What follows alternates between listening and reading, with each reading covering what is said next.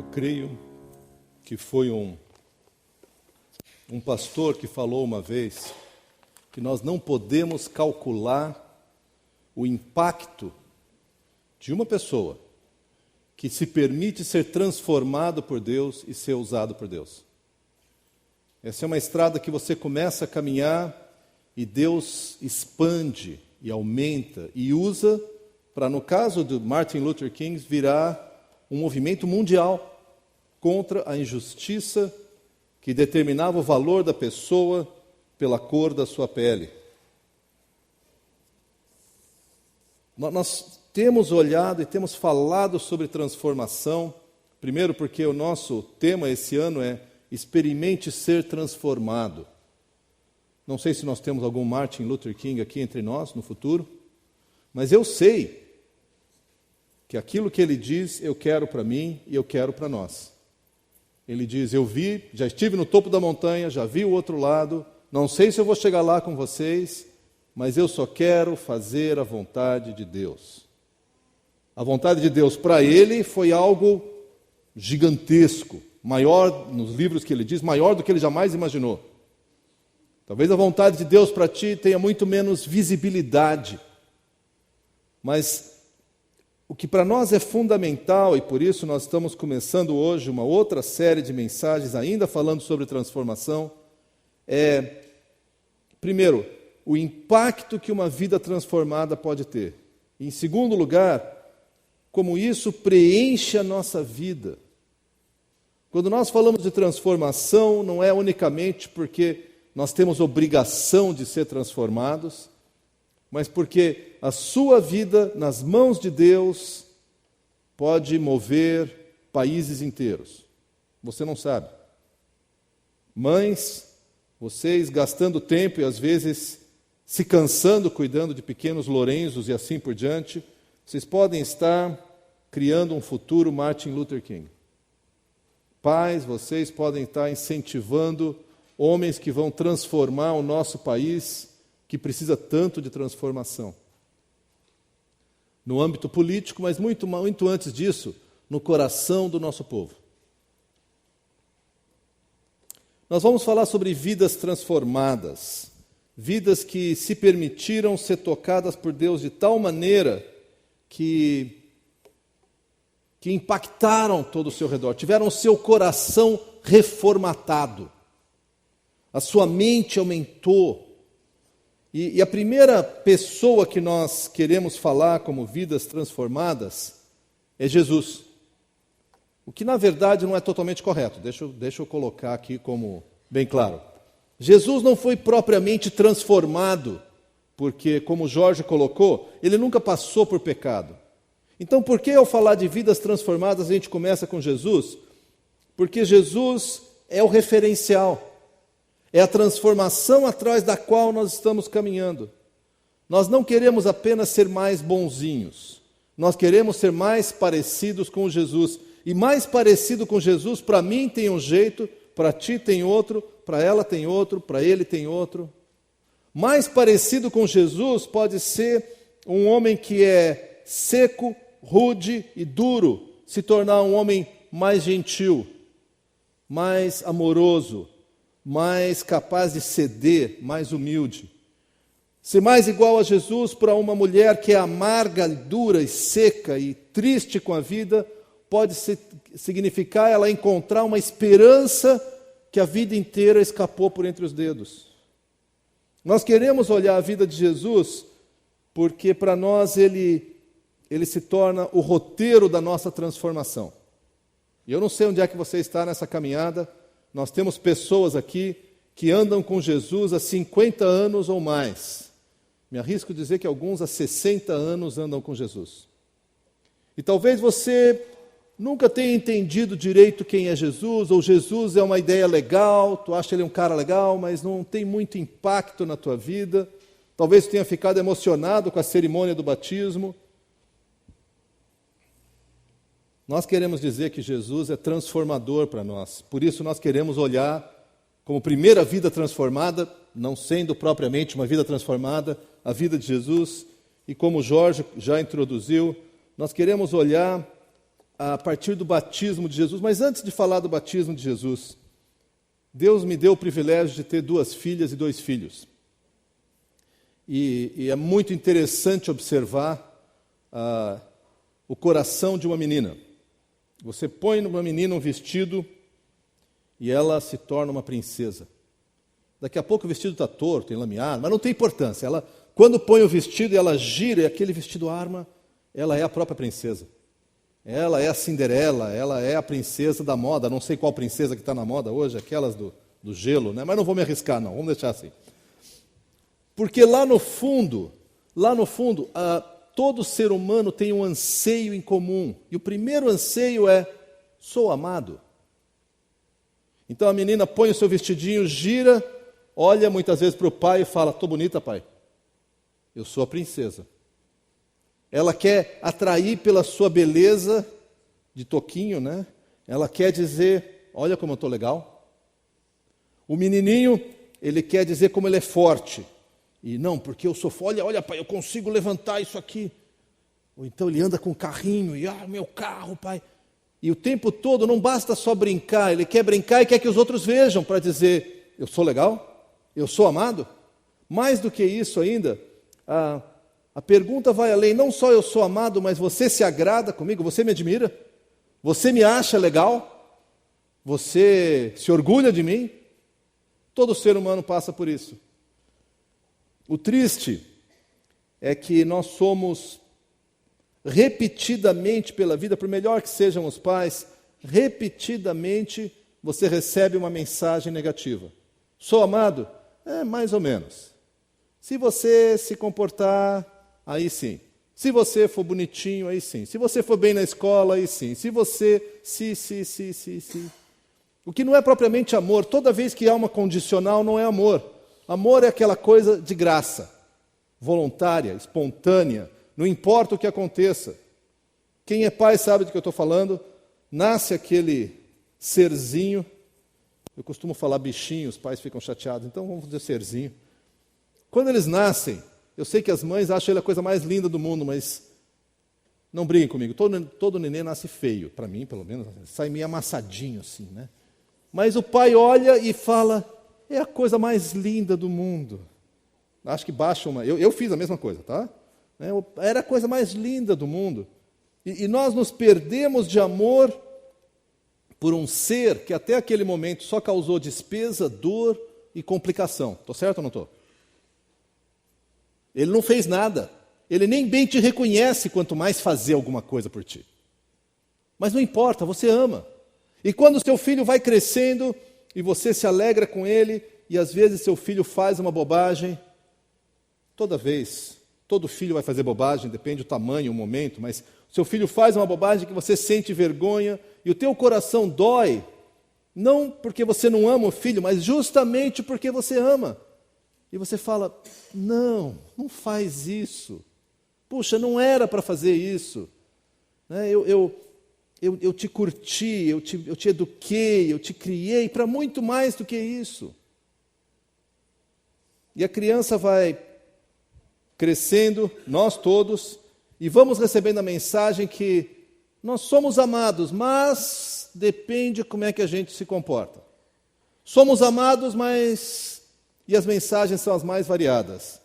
As meninas aprendem desde cedo. Você é amado se você for bonitinha e queridinha. Se você tem um temperamento mais forte e de alguma maneira não se encaixa nos padrões de beleza, a vida vai ficar complicada para ti, porque você não é tão amada. E nós temos várias piadas que, apesar de divertidas, são bastante estúpidas, né? E que procuram então encaixotar mulheres num certo formato, de um certo jeito, para dizer, se você for assim, eu te amo. Se não, meninos, é a mesma coisa. Desde o homem não chora, que é isto, é homem ou não é homem? E essas mensagens que vão passando, e nós como homens vamos crescendo e falando, opa, peraí, se eu vou ter resultado, se eu vou ter significado, se eu vou ser amado, eu preciso dançar de acordo com a música. Não importa se eu gosto da música ou se eu sei dançar, eu preciso dançar de acordo com a música. Pessoalmente, eu cresci, eu sou o terceiro filho na nossa família, Somos 5 irmãos, éramos, o mais velho já faleceu, mas eu era o terceiro, num prazo de 3 anos. Nasceu um ano depois nasceu outro, um ano depois nasceu outro. Não tinha muita coisa sobrando em casa, em termos de carinho e amor. A coisa era competida. Eu era gordinho, por favor, repare o tempo verbal, sem comentários. Para completar, eu era perna de pau, nunca consegui jogar bola. Meu amigo corintiano, eu sei que tu não é corintiano, mas eu tenho que te falar. Tu não faz ideia do que é ser um menino no Brasil que não joga futebol. É uma desgraça. Tu tem que ir bem na escola, porque futebol, né? Então, logo cedo eu comecei a tentar e descobri que eu ia bem na escola. E aí eu falei, bom, já sei como... Você não pensa isso, mas é assim, eu trago um boletim legal, meus pais ficam felizes. Já sei, vou me ralar de estudar. E aí eu vou chegar em casa, olha pai, meus irmãos que eram bons de bola, iam mal, e aqui dentro eu falava, olha só, tá vendo? Me dá um pouquinho de amor aqui.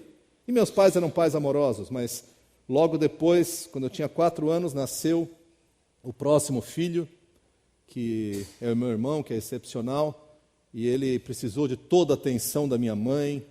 E aí, de novo, eu falei, opa, não sobrou nada para mim. E quando não sobra nada para ti, você começa a desenvolver algumas estratégias de como é que você vai ganhar amor. Como eu falei, a menina fala, eu vou ser bem bonitinha, bem queridinha e bem bonequinha, porque assim as pessoas gostam de mim. Para nós homens tem outras opções, essa aí em geral não funciona, né? E se não é futebol, o que eu vou fazer? Eu vou ser inteligente. Aos 4 anos não faz o menor sentido isso, né? Então eu era durão. Aos 14 anos eu tinha o tamanho que eu tinha agora. Então eu aprendi, é só eu bater que eu consigo pelo menos respeito, se não amor, as pessoas ficam com medo. E a gente vai desenvolvendo, no fundo, se você olhar no seu próprio coração, nós desenvolvemos uma visão distorcida que é o seguinte, o anseio lá dentro de ser amado é legítimo. Deus nos fez para vivermos amor. Deus te fez para viver amor, para ser amado, para estar seguro, para ter significado, para ser valorizado. Esse é o propósito de Deus. Deus te fez para ter uma relação com Ele. Deus é amor. Então, amor é uma chave para o coração do ser humano. Nós precisamos ser amados. O anseio é legítimo. O problema são as estratégias que nós desenvolvemos. Estratégias de proteção. Estratégias muitas vezes destrutivas.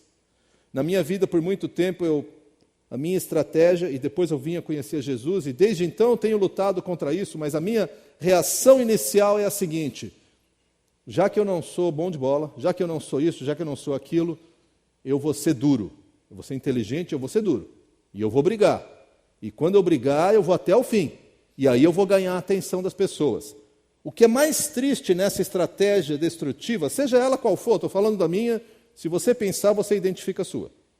O problema maior é que toda vez que eu pago para receber amor, porque é isso que é uma estratégia destrutiva, eu vou fazer isso para que as pessoas gostem de mim. Quando você paga, não importa se dá certo ou não, o que você recebe não é amor. Porque amor é voluntário, é espontâneo. O que você recebe é uma troca. Então é uma negociação. Então a menina diz, eu vou ser bem queridinha para que eles gostem de mim. Não, eles gostam de você ser queridinha, não é de você. Eu vou ser bem bonitinha, e as gurias que estão dentro do padrão de beleza da nossa sociedade, então são incentivadas a fazer ainda mais.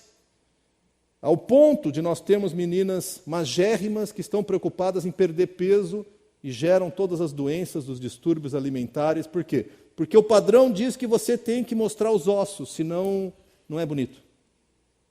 E na ânsia de ser amada, as meninas fazem o que é necessário. Inclusive se entregar sexualmente para os rapazes. Realmente os rapazes são perversos. Pode ser, mas você percebe que o jogo é duplo. Os dois lados fazem isso. E toda vez que a gente tenta preencher o coração comprando alguma coisa, o que você recebe não é amor. Antes de continuar e entrar no texto que eu quero entrar com vocês, responde aí no seu coração a pergunta, onde é que está o teu valor? se alguém pergunta para você, o que te dá valor? O que te define? Aonde está, por que eu devo gostar de você, eu devo te amar? A maioria de nós puxa do bolso uma série de realizações. Eu sou isso, eu tenho aquilo, eu sou capaz de fazer aquilo. A gente mostra a melhor cara para que gostem de nós. Abram comigo em Mateus, Evangelho de Mateus, na passagem que o Jorge leu para nós. Mateus capítulo 3, versos de 13 a 17, até o final. A experiência que nós temos aqui é o batismo de Jesus. João Batista saiu naquela época na Galileia e ele fazia o batismo de arrependimento. Ele pregava para os judeus e falavam, está cansado da sua vida?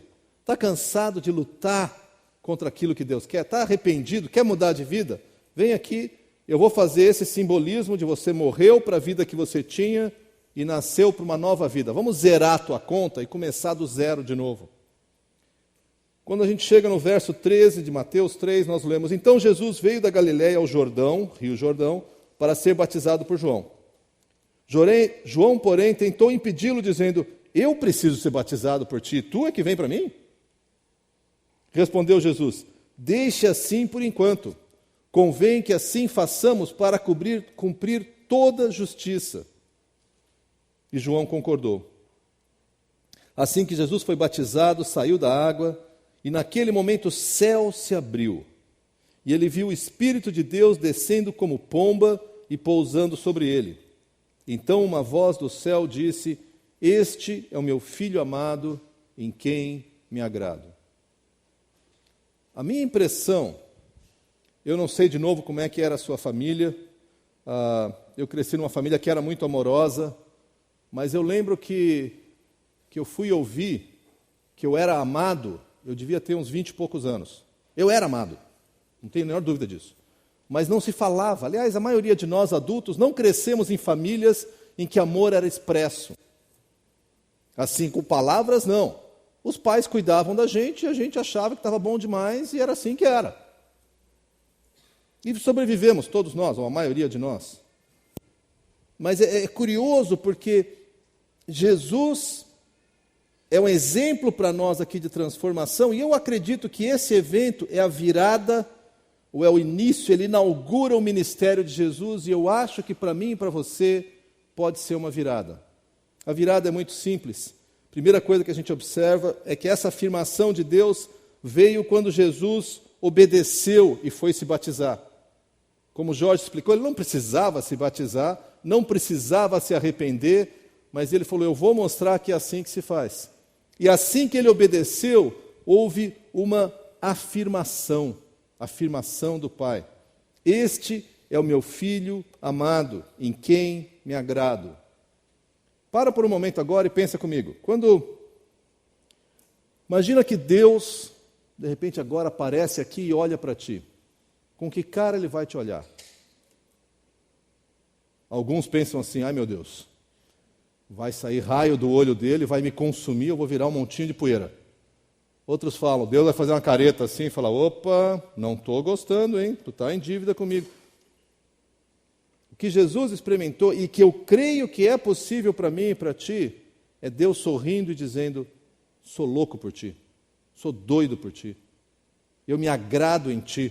Você fala, Daniel, tu não conhece minha vida? Não, não conheço, mas eu conheço a minha. E eu sei que tem muita coisa na minha vida que não agrada a Deus, e que eu ainda estou num processo de transformação. Mas eu sei, porque a Bíblia diz, que Deus olha para mim e fala, Daniel, eu te amo. Assim como vocês, pais, amam um filho que desobedece. A gente fica triste, mas você não diminui o teu amor com o filho que desobedece. Deus, que é o Pai perfeito, muito mais. Ele olha para ti e fala, meu filho, minha filha querida, como eu gosto de você. Eu quero andar contigo, eu quero curtir a tua presença, eu sou doido por ti. Doido. Agora, não basta ouvir. Você tem que aceitar e tem que viver. Eu preciso, e você precisa, tomar sobre si essa mesma palavra. A Bíblia diz que Deus amou o mundo de tal maneira que deu o seu Filho. Quer dizer, o amor que Ele tem por nós é inquestionável. Você aceita esse amor de Deus? Porque se você não aceita, o amor continua lá. Mas você não sai, o teu coração não fica cheio desse amor.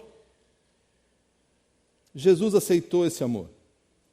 E ele começou o seu ministério. Os próximos versículos aqui, nós vamos ver sobre o dilema, o que eu chamo do dilema humano, que é Marcos 4, versos de 1 até 11. Olha que curioso. Jesus saiu do seu momento de maior afirmação, exceto pela cruz, talvez, em que Deus falou: eu te amo, você me agrada, eu curto estar contigo, esse é o meu filho amado. Não importa o que aconteça, eu te amo. Capítulo 4, verso 1. Então Jesus foi levado pelo Espírito ao deserto para ser tentado pelo diabo. Depois de jejuar 40 dias e 40 noites, teve fome, claro. O tentador aproximou-se dele e disse, agora presta atenção, porque o diabo, representando aqui o mundo, mas o diabo, pessoa, ele sempre vai te dizer o seguinte: se você é amado, e a ênfase aqui está no se. Se você é amado, mas eu acho que tu não é amado, hein? Olha, eu sei o que você fez, eu sei o que você pensa. Aquela hora que tu tinha que ter sido gentil, tu foi egoísta. Aquela hora que tu precisava, eu sei, tu tem culpa. O diabo chega e fala de uma culpa e isso nos paralisa. Na hora que paralisa, ele lança o desafio. Se você é amado, então prova. E essa aí, se você entrar nessa, querido, você está roubado. Porque não tem como provar amor. Se você é amado, faz isso, e aí eu digo que tu é amado. E nós começamos a fazer. Tem pessoas, tem grupos religiosos que a pessoa, para mostrar o seu amor a Deus, joga gasolina no corpo e acende um palito de fósforo. Se queima inteirinho, para mostrar que ama a Deus. Tem outros que se privam de uma série de coisas para ver se eles conseguem compreender o amor de Deus. O verso 3 nós lemos, diz, o tentador disse, se és o Filho de Deus, porque eu acho que tu não é, se és o Filho de Deus, manda que essas pedras se transformem em pães. Claro, está com fome, 40 dias sem comer. Tu é o Filho de Deus, tu é amado? Se tu é amado, é claro que Deus vai te dar pão, né? Então fala, pão. E aparece pão. Resolve teu problema, Jesus. Aliás, eu coloquei da seguinte maneira, se você é amado, seja o seu próprio Salvador. Se precisa de alguma coisa, vai lá e toma posse. Vai lá e resolve. Vai lá e... E esse, para mim, é um grande apelo para nós, homens. Tem um problema? Resolve. Eu acho que nós, homens, temos um chipzinho na cabeça que nós somos, pelo menos tentamos ser, resolvedores de problemas. Por isso que quando a esposa chega e fala, a torneira está encrencada, a gente fica, a torneira está encrencada, e o que eu posso fazer? E a esposa às vezes está só falando, a torneira está realmente pingando. E nós falamos, como assim a torneira está pingando? Mas eu não tenho tempo, mas eu não falei que é você, estou falando que a torneira é só um fato, está pingando. Mas dentro de nós isso é quase uma acusação contra a nossa masculinidade. Como a torneira ousa pingar na minha casa? Eu resolvo meus problemas. E nós homens, gente, isso aí apela muito para o bicho homem, bicho masculino, que é o seguinte, eu vou resolver meus problemas, e eu tenho que ser forte, porque o homem que é homem é bagual que não se entrega. Eu vou lutar e eu vou resolver, porque o homem que se entrega, não sei se é muito homem não, hein? Esse cara é meio fraco, é meio... A nossa noção distorcida de masculinidade diz, seja o seu próprio Salvador. E o diabo pega bem essa veia e fala, se você é, então prova. E muitos de nós, homens, vivemos a vida inteira provando. E a gente quer dar tudo que a família precisa, muito mais do que precisa, tudo que os filhos querem, porque eu sou homem. E eu me quebro de trabalhar e tenho que prover, e quando eu não consigo comprar uma coisa, eu me sinto o último dos homens. Como se eu não fosse o filho amado de Deus. Por quê? Porque eu entrei nessa loucura de que eu tenho que prover tudo.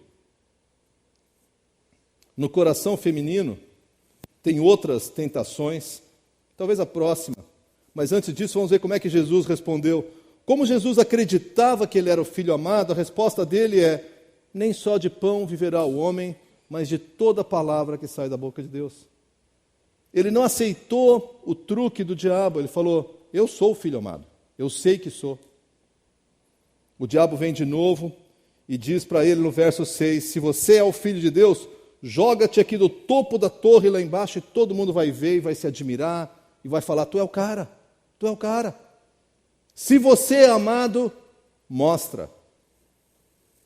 E a tentação do diabo é, seja popular, mostra como você é uma pessoa querida. Talvez, essa seja mais a tentação das mulheres. Talvez, eu acho que não é tão simples assim, onde a mulher, o chip da mulher não é tanto vou realizar coisas, mas eu quero ser amada, eu quero ser querida, eu quero que as pessoas gostem de mim. O homem também quer isso, mas é uma medida diferente. Então o diabo vem e fala, tu tem que ser popular, todo mundo tem que gostar de ti. O que certamente é uma proposta falida de partida, ninguém vai fazer isso. Por isso que o diabo fala, você é amado? Se você é amado, todo mundo tem que gostar de ti. Se as pessoas não gostam, é porque você não é amado, hein? Acho que muda aí um pouquinho, perde uns quilos, muda isso, troca isso, pinta aquilo, seja diferente, aí você será amado. E Jesus responde, olha, também está escrito, não vou pôr Deus à prova. Deus me ama, não importa como eu sei, eu não preciso da popularidade para ser amado. E aí o diabo usa do seu último truque, que aliás é o truque que ele gosta de usar desde o começo, que é o seguinte, tenha poder. E ele fala, verso 8, ele disse, todo mundo eu te darei se você se prostrar e me adorar. Se você estava ouvindo uma mensagem agora recentemente, e o pastor lembra claramente que o único lugar na Bíblia que diz, se você me adorar, te dou tudo o que você quiser, é o diabo falando, viu? Se você vai em algum lugar e o cara fala, se você fizer isso, dou tudo para você, lembra que isso aqui na Bíblia é só o diabo que fala. Cuidado com as promessas que você ouve, porque o que Deus disse é, se você vier para mim, eu estou contigo. Ah, mas eu queria isso, queria aquilo.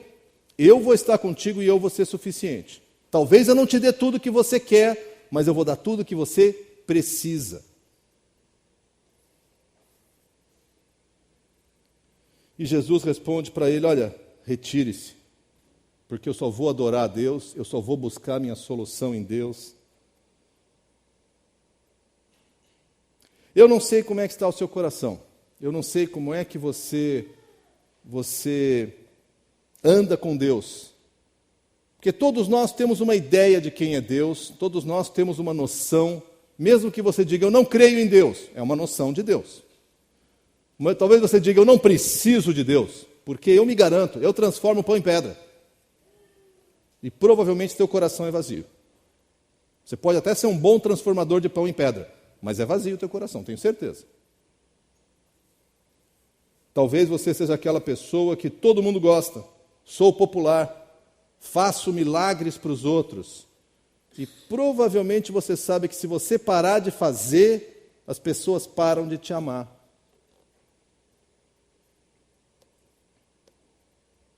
Talvez você seja uma pessoa muito bem-sucedida, tenha tido muita vitória, tenha tido muito poder, ainda assim o seu coração continua vazio.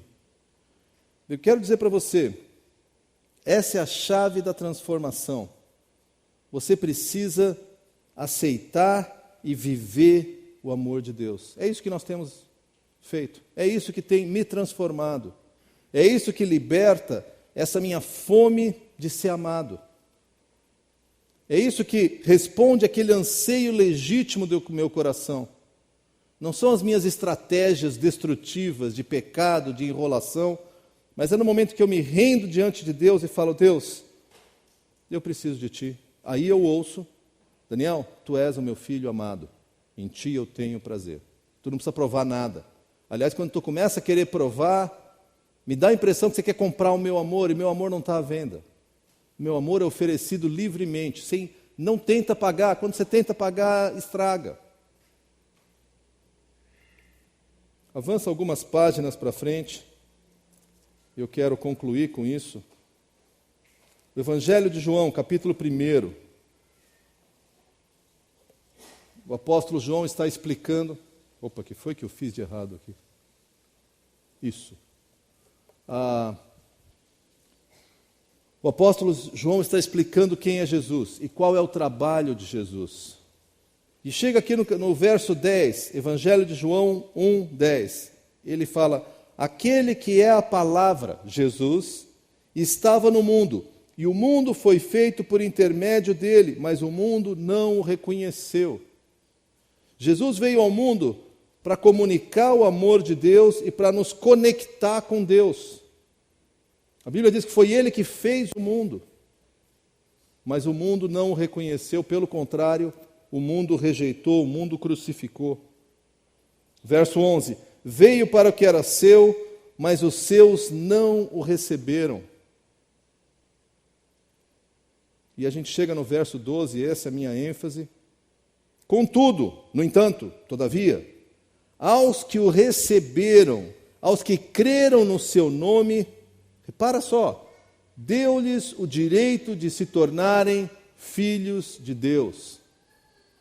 Eu sei que no Brasil e em outros lugares do mundo a gente sempre fala, eu também sou filho de Deus.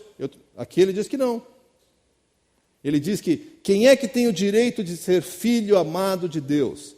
Essa oferta é feita a todo mundo. Não importa aonde você tem andado, o que você tem vivido, as burradas que tu fez, o quanto você foi machucado, nada disso importa. Deus fala, tu quer ser meu filho? Quer ser filho amado? Você quer poder resistir a essa tentação que o mundo joga na tua cabeça? Que você tem que ser isso, tem que ter aquilo, tem que fazer aquilo outro. Você quer conhecer o meu amor? Aceita. É só o que ele diz.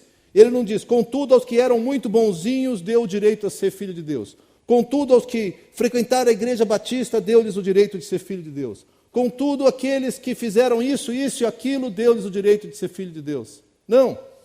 Aos que receberam Jesus, aos que creram no seu nome. Deixa eu trabalhar um pouquinho com essas duas expressões. Aos que receberam Jesus. Isso é uma linguagem que a gente fala muito na igreja batista. Você já recebeu Jesus? E às vezes fica confuso. Deixa eu tentar explicar. Receber Jesus é você aceitar esse amor de Deus. E falar assim, eu não tenho em mim o suficiente para agradar a Deus. Eu preciso que Jesus, que é a prova de amor de Deus, entre na minha vida. E ele logo em seguida fala aos que o receberam e aos que creram, aos que confiaram. Confiaram de tal maneira que vivem como pessoas, como filhos amados. Como é que tu vive? Grandes transformações na minha vida foram centradas em torno dessa questão de ser amado. Por quê? Porque a minha vida inteira eu tentei fazer de tudo para comprar o amor de Deus. Desconfio que muitos de nós fazemos isso. Eu sabia que Deus me amava. Cresci numa igreja evangélica, sabia que Deus me amava, não tinha muita dúvida, mas eu tinha muito medo, porque eu sabia da minha insuficiência. Eu sabia que tinha coisas que não eram de acordo, compatíveis, corretas. Então eu falava, um dia vão descobrir e vão me jogar na lata do lixo cósmica. Seria eliminado da face da terra. Até que eu pude entender esse amor de Deus. Primeiro, eu recebi esse amor. E segundo, eu falei, eu quero viver como filho amado. Eu quero desistir de ser especial, de fazer coisas especiais, de ter coisas especiais, porque o meu significado, o meu amor, a minha segurança não está nisso. Esposas e maridos, o que vai encher o teu coração não é o amor da tua esposa, do teu marido. Namorados e namoradas, espero não estar decepcionando vocês, mas não é. Por quê? Porque é ótimo, é muito gostoso ser amado por alguém. Mas o que vai encher o teu coração é o amor de Deus. Porque esse é o amor que é completo, esse é o amor que é absolutamente gratuito, esse é o amor que é perfeito. Responda para mim, você é filho amado? Você vive como filho amado? Esse conceito de ser filho amado entra na tua cabeça? Você como Jesus, é capaz de responder quando alguém fala, faz isso, senão você não é filho amado. Eu sou filho amado, Deus já disse. Às vezes nem me sinto muito amado, às vezes nem vivo muito como amado, mas eu sei que eu sou.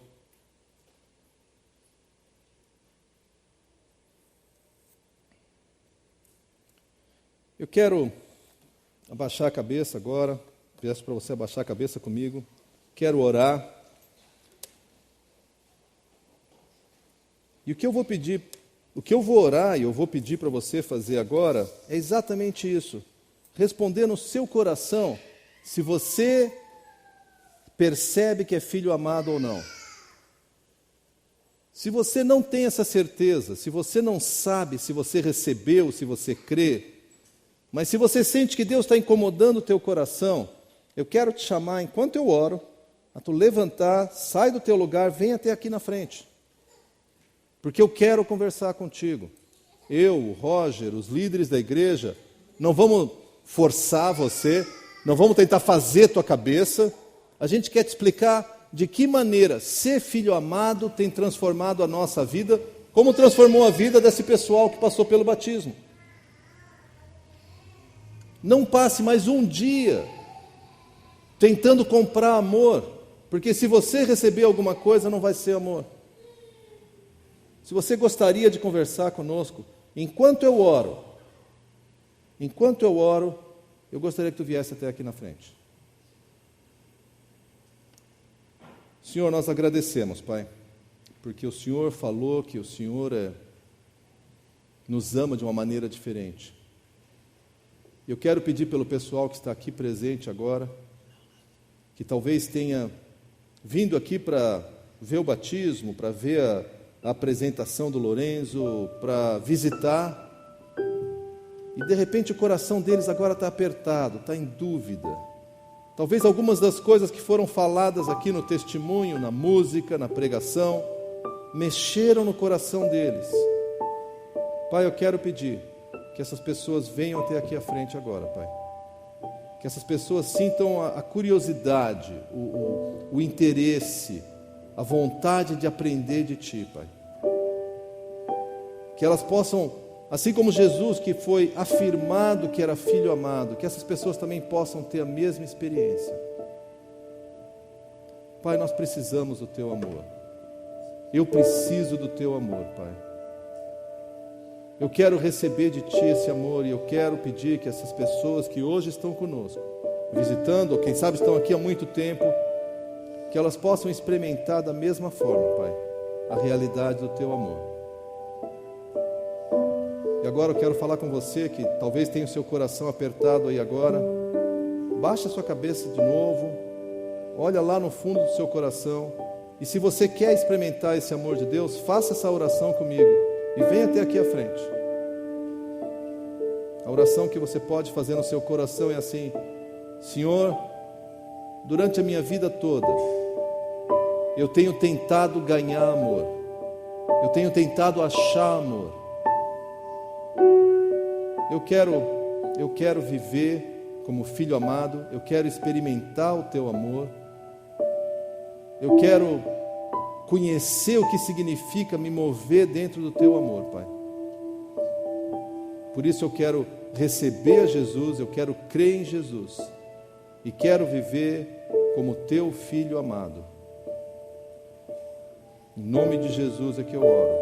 Amém.